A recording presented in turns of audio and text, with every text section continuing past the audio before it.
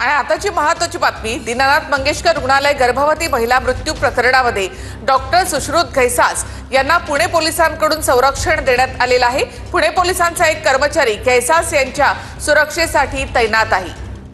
घैसास यांना रोज अलंकार पोलीस स्टेशनमध्ये हजर राहणं बंधनकारक आहे।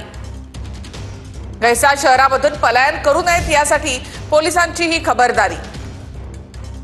अधिक माहिती आपण घेऊयात आमचे प्रतिनिधी योगेश बोरसे यांच्याकडून। योगेश, काय माहिती या संदर्भात?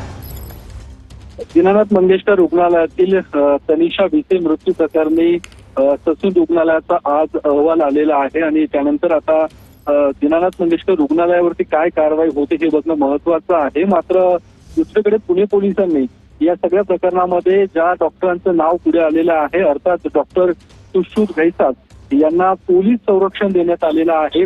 एक पोलीस कर्मचारी हे सुश्रुत घैसास यांच्या सुरक्षेसाठी कायम तैनात असणार आहेत, कारण ज्या पद्धतीने वेगवेगळ्या राष्ट्रीय संघटना आणि वेगवेगळ्या राष्ट्रीय पक्षांनी दीनानाथ मंगेशकर रुग्णालयाबाहेर आंदोलन केली होती, त्यामुळे एकूण या डॉक्टर घैसास यांना सुरक्षा पुरवण्यात आलेली आहे। दुसरीकडे डॉक्टर घैसास यांनी शहरातून पलायन करू नये या दृष्टिकोनातून देखील पुणे पोलिसांनी ही खबरदारी घेतलेली आहे।